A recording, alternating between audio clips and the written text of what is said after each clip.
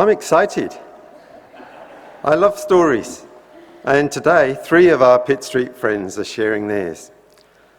We'll hear some stories of quiet resistance to the threats that we're facing to our home, Mother Earth.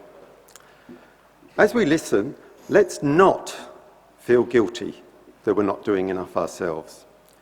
Let's not feel overwhelmed by the crisis we face. Let's rejoice in the small things that ordinary people can do. And as we listen, let's think how we could also become storytellers by becoming part of these stories, maybe by passing them on or by sharing our own. Over to you, Fiona.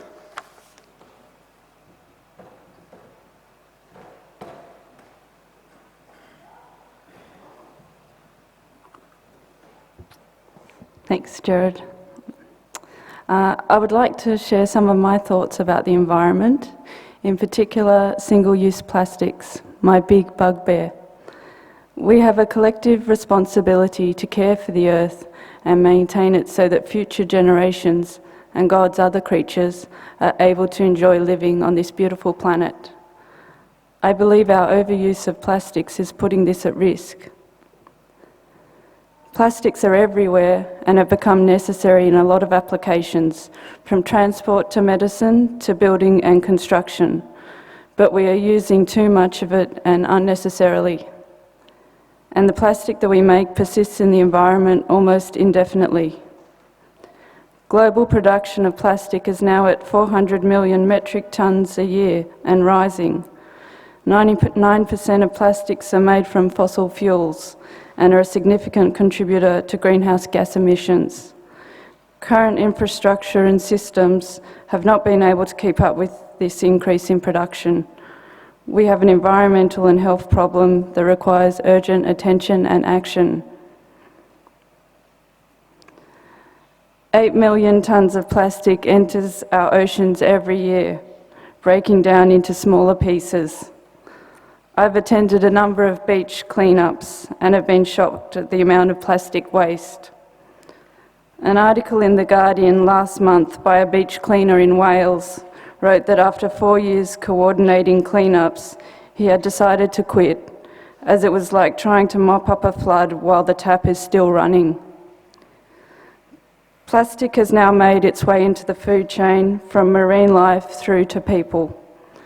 Microplastics are a significant issue and come from the breakdown of plastics and also from our synthetic clothes when they are washed. In my work as a health professional, I am concerned about single-use plastics in the hospital setting. In Sydney, we are lucky to have safe tap drinking water. However, patients in public hospitals are provided bottled water, single-use drinking cups and cutlery, and all medications are dispensed in single-use plastic cups, and that's just for starters. In a wealthy country like Australia, we can dispose of waste and move it to a different place where it does not impact on our amenity or health. But we have not developed systems where we adequately recycle and or reuse these materials. We have relied on China to deal with our waste, and now transporting it to other countries in the Asian region who may not be equipped to deal with their own waste, let alone ours. The Christian charity TEAR, T-E-A-R, has a campaign looking to address the waste issue as it disproportionately affects those in developing countries. You can find out more on their website. While I am concerned about the overuse of plastics, I am also uplifted by the small changes that show we are capable of fixing this problem. I shop at a co-op that gives consumers an alternative to large supermarket chains where everything is plastic wrapped. I have noticed an increasing number of these co-ops and bulk food stores. People are taking up discounts for takeaway coffee if they bring their own cup. There are companies offering alternatives to plastic packaging, such as Who Gives a Crap toilet paper, who also donate 50% of their profits to build toilets for those without. At my own workplace, I've initiated a working group that is looking at ways to reduce the environmental footprint of the hospital. And most recently, on Friday, I was encouraged by the Climate Change Action Strike, where I volunteered as a marshal. The strike showed how many young people, supported by the broader community, wanted to care for and better protect this beautiful earth we are privileged to be living in. Thank you.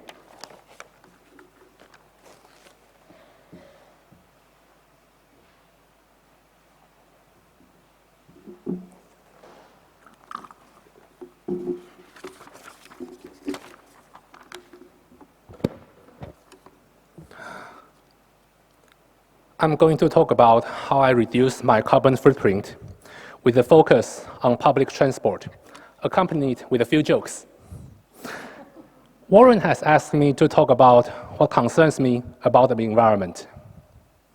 I'm not really concerned, just doing what I can do, and gently affecting people around myself if there's a chance. For example, sometimes I have a flatmate who don't do the recycling. I choose to say nothing, but quietly pick up the recyclables from the bin when they are not around and recycle it afterwards. But they will find out eventually and start to recycle after a few months.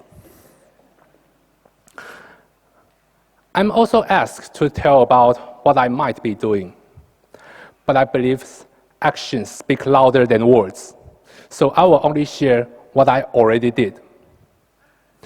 When I was a child, I get Christmas gift every year. But when I was 9, I asked my mom to stop buying me gifts because I realized that I don't need it. Instead, I asked my mom to put money into my bank account directly.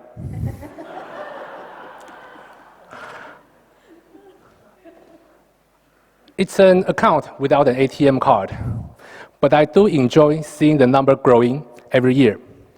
I think it's the result of the money education that my mom gave me, and the reduced carbon footprint is just a side effect. I don't have a car. I rely on public transport, even for traveling to national parks in Central Coast. For example, the Monmouth State Conservation Area. It's a park with unspoiled landscape that I visit for more than 10 times. It takes me 4 hours to get there by public transport. I'm probably the only person traveling there by public transport. The staff at the parks reminds me about the parking fee. I told them that I arrived by bus, and they seemed surprised. Getting there takes 4 hours, but getting home is another story. It happened once that the bus didn't come. I have no other option but go to another bus stop, which takes 3 hours on foot, 10 kilometers up and downhill, to catch another bus to go home. What should we all do? I'm not going to give too much teaching or interfere with people's lifestyle, but I hope you feel amused or entertained by what I just shared. And please let me know if you would like to join me traveling to Central Coast by public transport.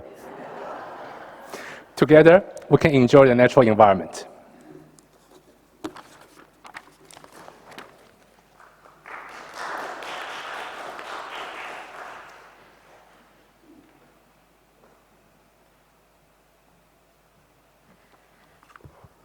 I wish I can be that good. Today, I want to share with you the impact of climate crisis on the vulnerable population in the developing countries. My experience as a community development worker in India, and more recently with an anti-slavery organization here in Sydney, has helped me to make a connection between climate change and human rights. It was hard, very hard, I must say, in the beginning, believing that slavery exists in recent times. According to UN statistics, there are 40 million slaves in the world today, more than any time in history. 15.5 million in South Asia alone. The route to slavery, in most cases, begins with a debt as small as $20. Most debts are taken because livelihoods that are dependent on natural resources, like agriculture, are threatened due to irregular rainfall and untimely rainfall. In recent years, rural communities that are already dealing with poverty find it hard to build resilience or adapt, and therefore have to take a loan to meet ends. Climate change impacts are felt each passing year in the form of drought, floods, heat wave, and cyclones, and many more. In such situation, migration to a nearby city becomes the only viable option. Migration means money can be sent home to service debt, and men usually go, leaving behind women and children. This coping mechanism increases susceptibility to trafficking, not only those migrating, but their families that they have left behind. Bonded labor, child labor, and sex trafficking are the forms of violence and slavery that are gripping developing countries. Traffickers find it easy to thrive where justice systems are weak and laws do not protect vulnerable. Countries already dealing with social problems are now crippled further with environmental ones. One can only imagine how climate crisis will keep impacting human rights in profound ways than we expected. The point I'm making here is these issues are not localized anymore. It has become a global problem. As a global citizen, we are equally responsible when it comes to taking action. It could begin very simply by becoming aware. Awareness will lead to taking action. And this is what is needed: action. It begins as an individual to turn into a collective effort. I want to conclude with some hope that I found in the book, A Climate of Justice, written by Mick Pope. He says, justice should be important to Christians because it reflects God's character. And if you love justice, we must deal with climate change now. Thank you.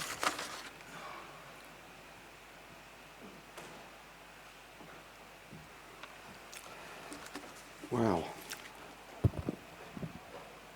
So we've heard a little bit from Fiona about, I guess, challenging corporate power in the hospital system. She's been very modest, but she's been to the very top, asking why is so much waste necessary. We've heard from Orange about just leading by example as individuals. And we've heard from Vinita about standing up for the victims of climate change, the first people to suffer its effects directly and yet be powerless to respond. And globally, we know there's a whole generation who will be next to feel its effects. As we've heard on Friday, this place was packed out with young Uniting Church leaders, Uniting Church people, ready to join the school strike for climate. They arranged their own service here. They invited Reverend Moni with his Pacific Island perspective to speak to them. Uniting Church leaders from Synod and agencies gladly came along to bless them and tell them about Synod's new commitment to their earth-saving mission. And of course, Pitt Street people were there too, doing their best in hosting, welcoming, tech supporting, and Margaret-led communion for everyone. And all those placards and slogans seemed powerful. The immense crowd in the domain was inspiring. But slogans won't change people's minds or attitudes. Jesus didn't convince by slogan. He led by example. He spoke truth to power, and he stood up for victims. And he shared stories. Let's pray that we can be bold enough to do the same, to share stories, and help stop God grieving about what we're doing to the world and to each other. Amen.